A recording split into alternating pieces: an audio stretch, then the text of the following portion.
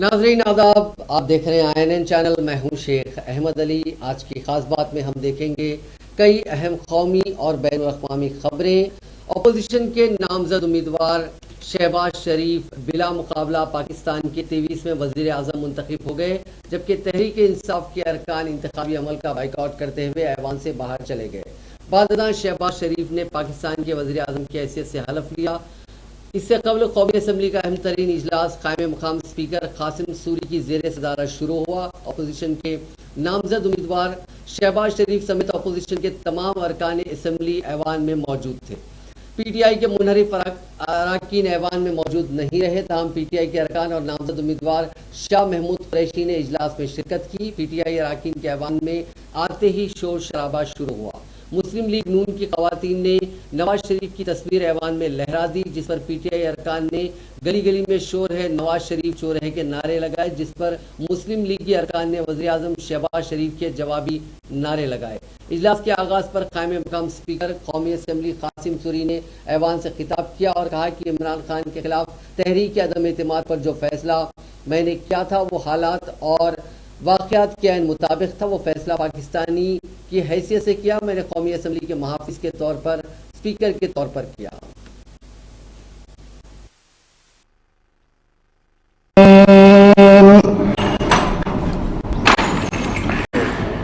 बिस्मिल्लाहिर्रहमानिर्रहीम। मैं समझता हूं कि मैं इस बात की मजीद तह में नहीं जाना चाहता। कौम को, पूरे पाकिस्तान के 22 करोड़ आवाम को इस बात का हक हासिल है, इस पार्लियामान के ऑनरेबल मेंबर्स के एक एक मेंबर को इस बात का पूरा हक हासिल है कि वो जानना चाहते हैं कि ये हकीकत है क्या, और अगर ये झूठ है जो यकीनन है तो फिर इस पार्लियामान के सामने आना चाहिए और पूरी दुनिया के सामने आना चाहिए, ताकि ये बहस और ये डिबेट हमेशा के लिए खत्म हो जाए।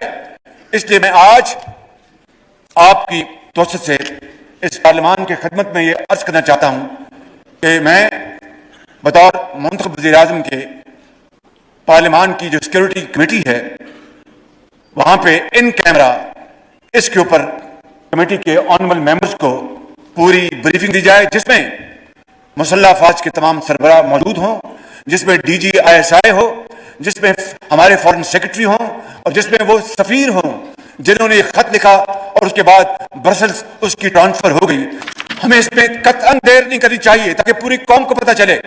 और मैं आज जनाब स्पीकर आपकी खिदमत में अर्ज करना चाहता हूं अपनी तरफ से और बिला खौफ तरदीद इन कायदीन की तरफ से मैं ये कहना चाहता हूं कि अगर इस हवाले से अगर एक रत्ती बराबर जनाब स्पीकर अगर even an iota of any shade of evidence खुदा न खास्ता आ जाए कि हम किसी बैरूनी साजिश का शिकार हुए या खुदा न खास्ता बैरूनी किसी ताकत के हमें वसाइल मिले, जिस तरह के फॉरेन फंडिंग में साबित हो चुका है, ये अगर खुदा न खास्ता एक धेले की कहीं ये साबित हो जाए या हमारी इन्वॉल्वमेंट साबित हो जाए, तो मैं यहां पर आपको गवाह बनाकर, उस खुदाए बुजुर्ग बरतर को गवाह बनाकर ये कहता हूं कि मैं एक सेकंड में वजारत उज़्मा से इस्तीफा देकर घर चला जाऊंगा जनाब स्पीकर। इसलिए मैं समझता हूं कि ये बहस आज खत्म हो जानी चाहिए। मैं इंशाअल्लाह पहली फुर्सत में इन कैमरा सेशन का मैं इंतजाम करा के जनाब को मैं इतला। रूस यूक्रेन जंग के बीच वज़ीर आज़म नरेंद्र मोदी और अमेरिकी सदर जो बाइडेन के बीच आज देर शाम वर्चुअल मीटिंग हुई। मीटिंग में दोनों ने रूस यूक्रेन जंग, कोरोना वबा समेत तमाम मुद्दों पर बातचीत की। साथ ही 24 मई को क्वाड समिट में PM मोदी से मिलने की ख्वाहिश बाइडेन ने जाहिर की। मोदी ने बाइडेन से कहा कि मुझे आपकी वो बात याद है जब आपने कहा था कि जमहूरियत ही मुश्किलों का रास्ता बनाता है। मैं यूक्रेन में इंसानी बहरान को लेकर काफी फिक्रमंद हूं। हम यूक्रेन की हर मुमकिन मदद कर रहे हैं।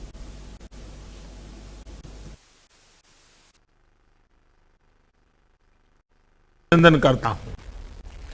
एक्सेलेंसी, पिछले साल सितंबर में जब मैं वॉशिंगटन आया था और जिसका आपने अभी जिक्र भी किया, और तब आपने कहा था कि भारत अमेरिका पार्टनरशिप बहुत सी वैश्विक समस्याओं के समाधान में योगदान दे सकती है।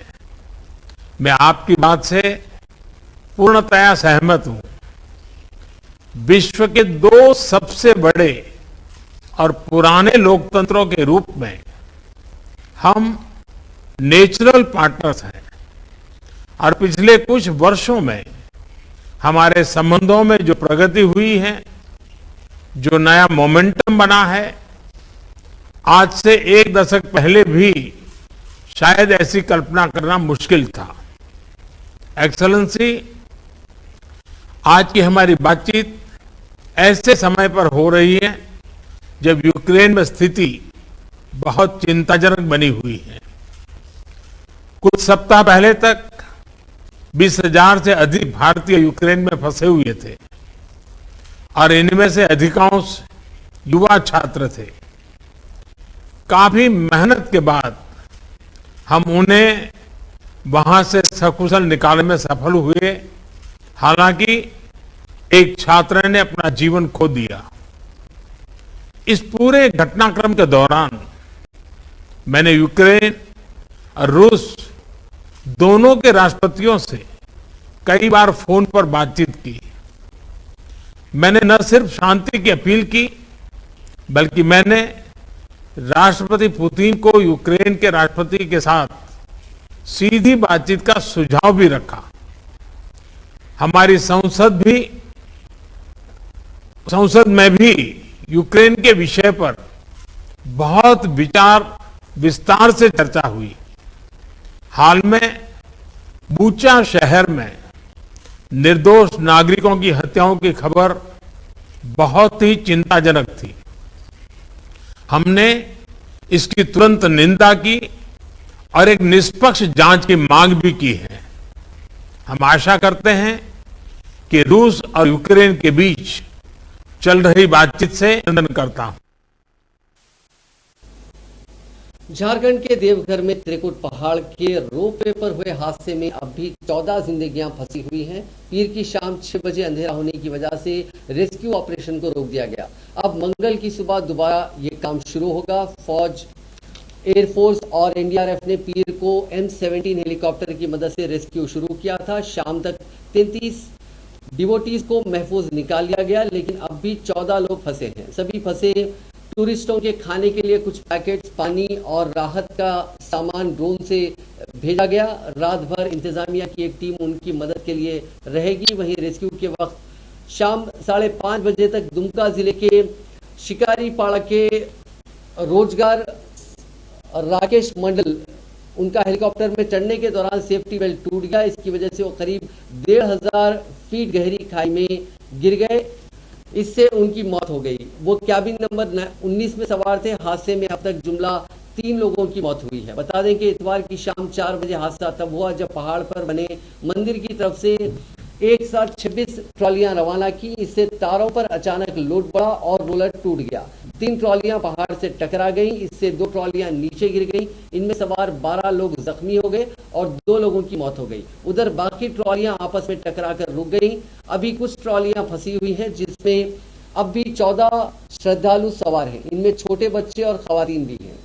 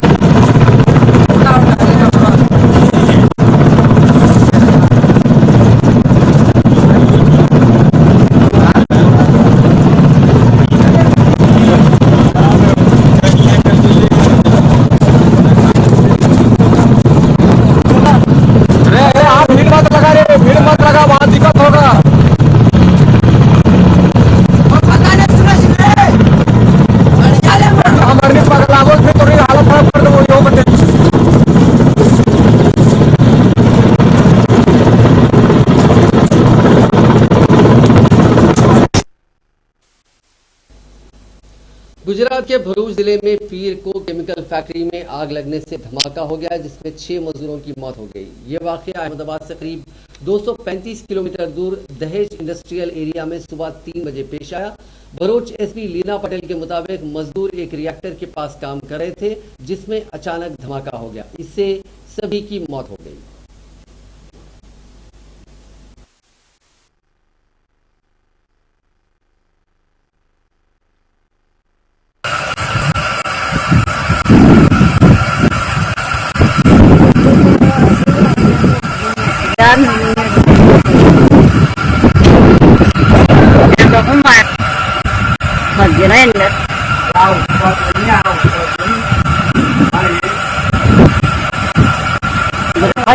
con này chứ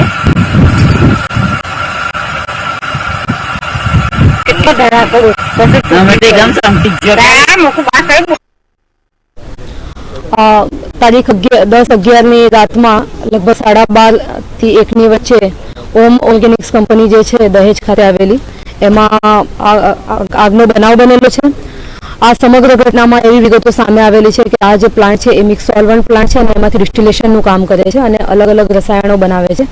એ દરમિયાન આ રિએક્ટર જે છે એની અંદર બ્લાસ્ટ થઈને પછી આગ લાગેલી છે। અંદર 6 કામદારો કામ કરતા હતા, એ 6ના મૃત્યુ થયેલા છે। તમામની જે ડેડ બોડી છે એ હાલ બહાર કાઢીને સિવિલ ખાતે મોકલવામાં આવેલી છે। આ કંપની જે છે એ લગભગ 1-1.25 વર્ષથી અહીંયા કામ કરે છે અને હાલમાં પરિસ્થિતિ નિયંત્રણ હેઠળ છે। આગનો જે ઘટના છે એની અંદર આગ અત્યારે બુઝાવી દેવામાં આવેલી છે। પોલીસ ફાયરની ટીમ અને તંત્રની ટીમો અહીંયા કાર્યરત છે। મેમ ઘટના કઈ રીતે બની એની કોઈ માહિતી મળી છે? હાલમાં પ્રાઇમરી એટલું જાણવા મળેલું છે કે આ પ્રક્રિયા જે રાસાયણિક પ્રક્રિયા જે ચાલતી હતી એ દરમિયાન બ્લાસ્ટ થયો અને આગ લાગેલી છે। વધુ હવે એફએસએલની ટીમ અને ડિસ્કની टीम કહી શકશે। Thank you. गाजियाबाद की झुग्गियों में आज दोपहर शदीद आग लग गई। ये झुग्गियां इंदिरापुरम पुलिस स्टेशन के इलाके में आती हैं। इस झुग्गी बस्ती के पास ही एक गौशाला भी है। इंडन नदी के किनारे की झुग्गियों में लगी इस शदीद आग में 100 से ज्यादा गायें भी जल गई। वहीं मथुरा और आगरा में भी आग लगने से करोड़ों का सामान खाक हो गया।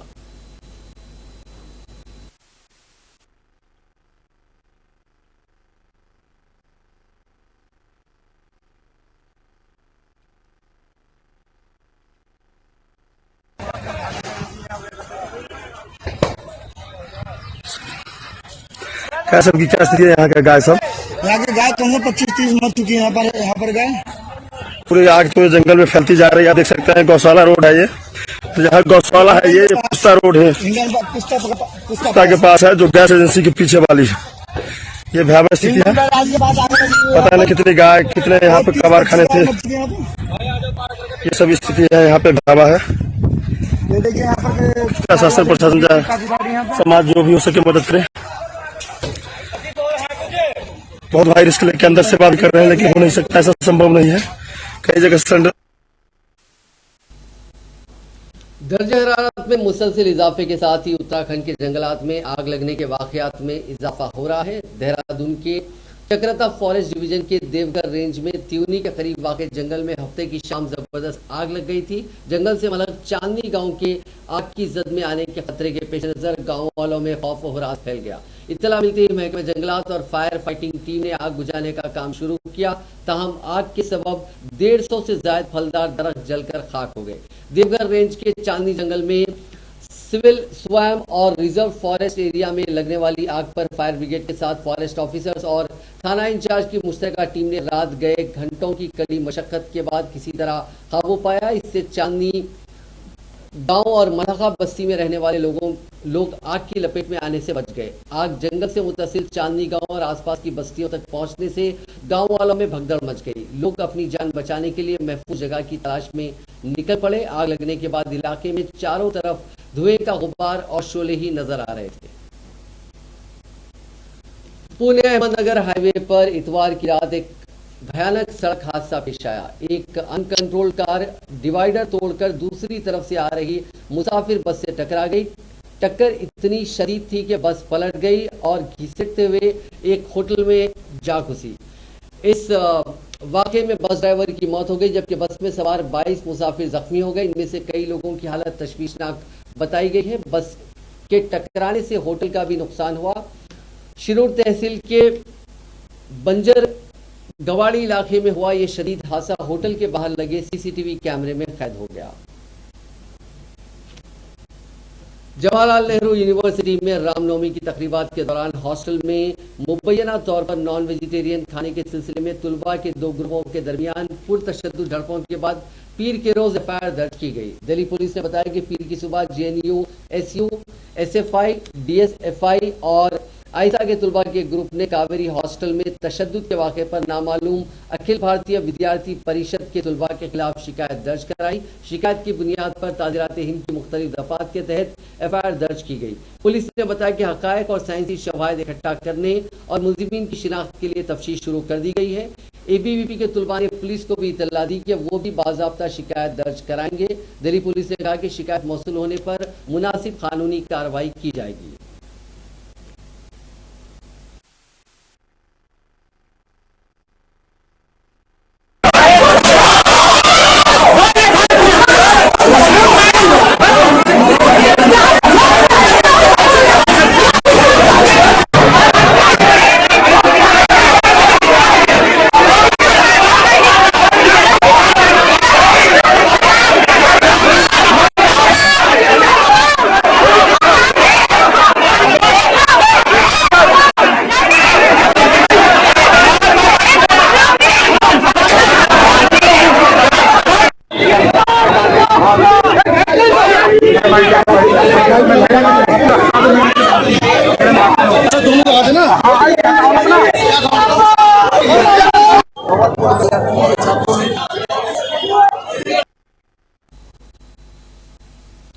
रामनवमी के मौके पर गुजरात में फिरका वाराना तसादुम हुआ जिसमें एक शख्स के हलाक होने की खबर है। ये तसादुम रामनवमी के मौके पर निकाले गए जुलूस के दौरान हुआ।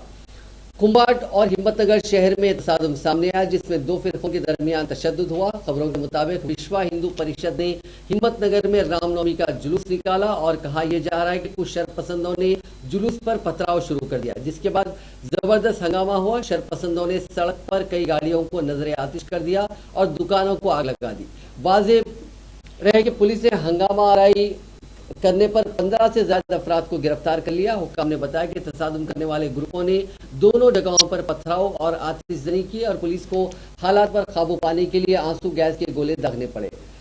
कुंबाट शहर आनंद जिले में वाक़ और हिम्मतनगर साबरकांठा जिले में वाक़ है।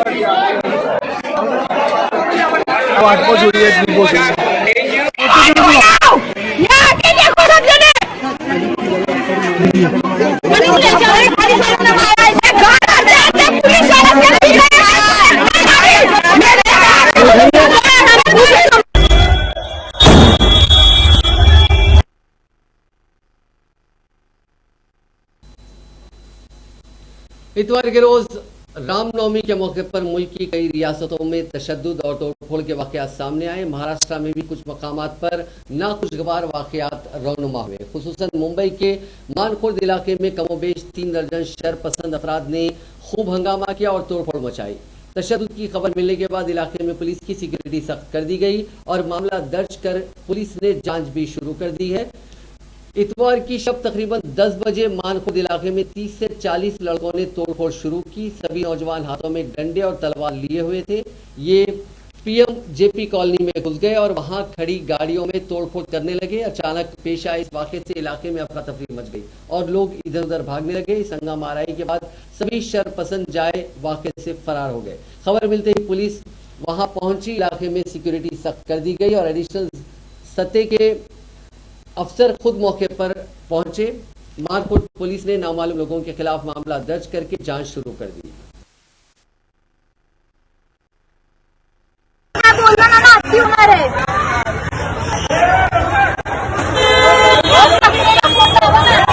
कुठे गेली ती सगळे काहीतरी केलं पाहिजे यांचं आपली सरकार हे बघ, त्याची गाडी तोडून काय भेटणार आहे यांना? म्हणजे आमच्या झेंडे फिरायचे नाही का आम्ही लोकांनी? अगं ती रॅली पण झाली ना, म्हणून त्याला लय बाकीच्या रॅली केले सगळे गाड्या, अगं सगळे पुढे निघून गेले शिवशाही आणि ती लोक ओरडतच गेले जय श्रीराम म्हणून, आणि आम्ही रोखलेलं इथे गाडी जायला देत नव्हते पुढे. थांब गप कसा तुम्ही.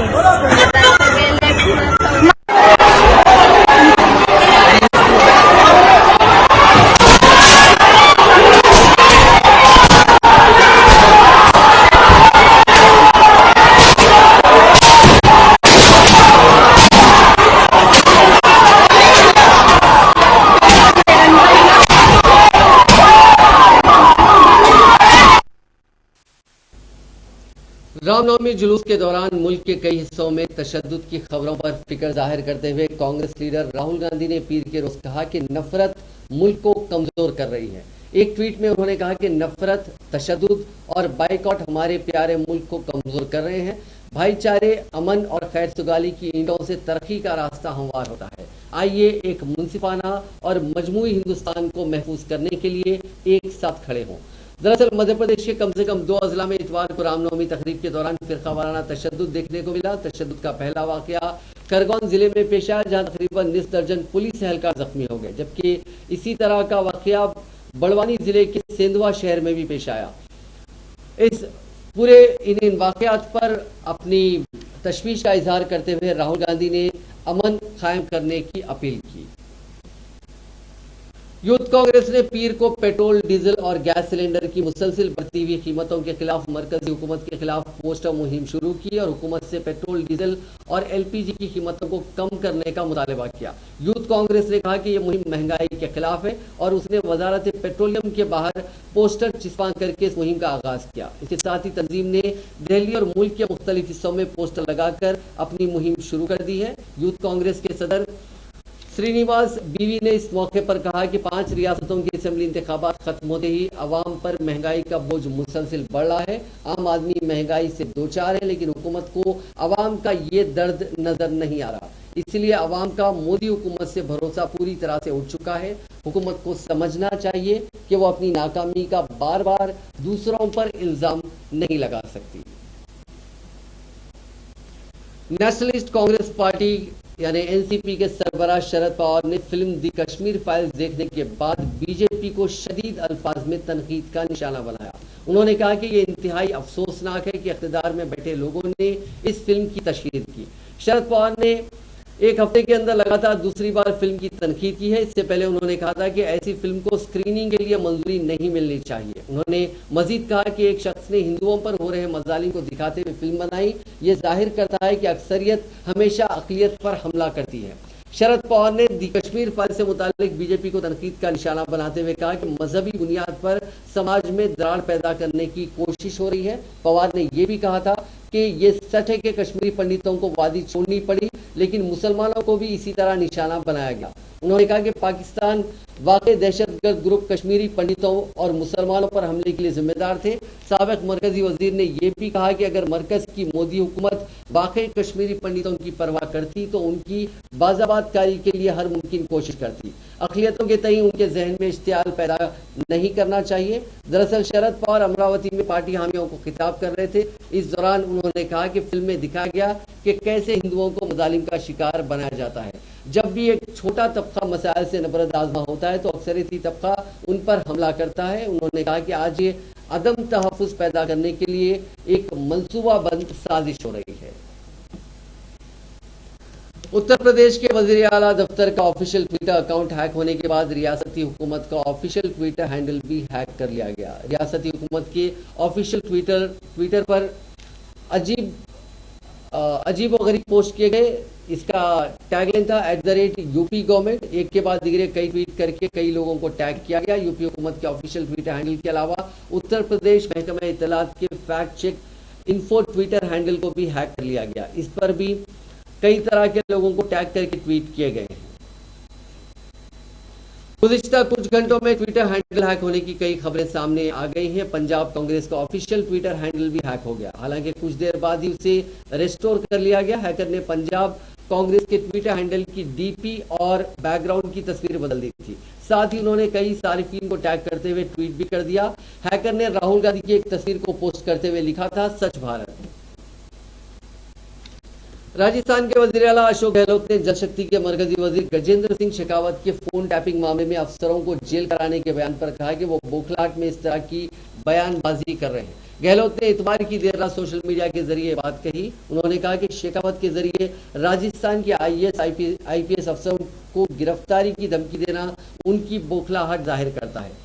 अपनी छवियां चमकाने के लिए पहले उन्होंने सियासत से रिटायर होने का दावा कर दिया, लेकिन उनका झूठ पकड़े जाने की वजह से डैमेज कंट्रोल के लिए वो इस तरह की बातें कर रहे हैं। वजीर आला ने कहा कि उन्हें ये भूलना नहीं चाहिए कि आवाम के सामने उनका असली चेहरा पहले से ही बेनकाब हो चुका है, इसलिए अभी तक अपने वॉइस सैंपल देने में भी आनाकानी कर रहे हैं। कांग्रेस के साबिक सदर राहुल गांधी ने पीर को पंजाब कांग्रेस के नौ मुंतखब सदर अमरिंदर सिंह राजा बरार और उनकी टीम को मुबारकबाद पेश करते हुए सबको मिलकर पंजाब में तंजीम को मजबूत करने पर जोर दिया। बरार के साथ नौ मुकर्रर करदा वर्किंग सदर भारत भूषण आशु पंजाब असेंबली में कांग्रेस लेजिस्लेटिव पार्टी के लीडर प्रताप सिंह बाजवा और डिप्टी लीडर डॉक्टर राजकुमार ने आज सुबह राहुल गांधी से उनकी रिहायशगाह पर मुलाकात की। इस दौरान कांग्रेस के पंजाब इंचार्ज हरीश चौधरी भी मौजूद थे।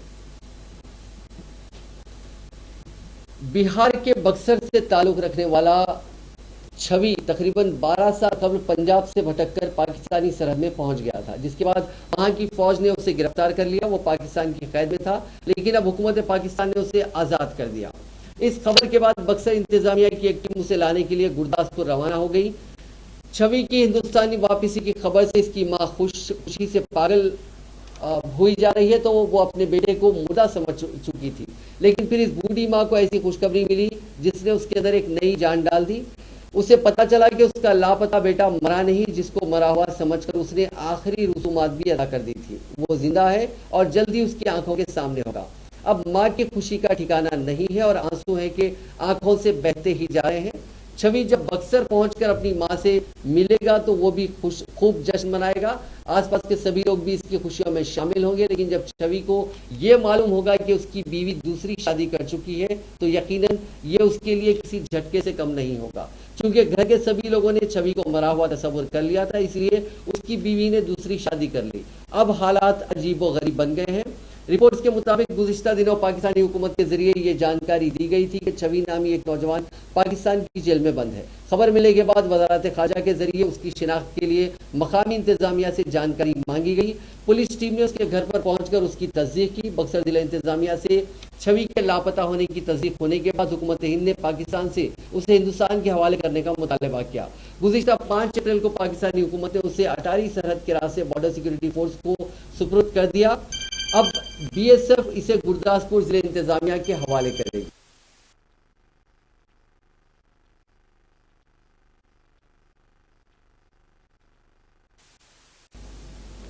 रूस यूक्रेन जंग के 45 से ज्यादा दिन हो चुके हैं। द कीव इंडिपेंडेंट के मुताबिक रूस ने पिछले 24 घंटों में खार्किव पर 66 बार हमले किए हैं। इन हमलों में एक बच्चा समेत 11 लोगों की मौत हो गई, वहीं 14 लोग जख्मी हो गए। रिपोर्ट्स के मुताबिक जंग में अब तक 183 यूक्रेनी बच्चों की मौत हो गई और 342 बच्चे जख्मी हो गए हैं। इधर रूसी फौज का बड़ा काफिला अब इजुम शहर और नीपर नदी के आसपास देखा गया है। अमेरिकी एक्सपर्ट्स का कहना है कि रूस का 12.8 किलोमीटर का लंबा काफिला इजुम शहर की तरफ बढ़ रहा है। इसकी सैटेलाइट तस्वीर भी सामने आई है।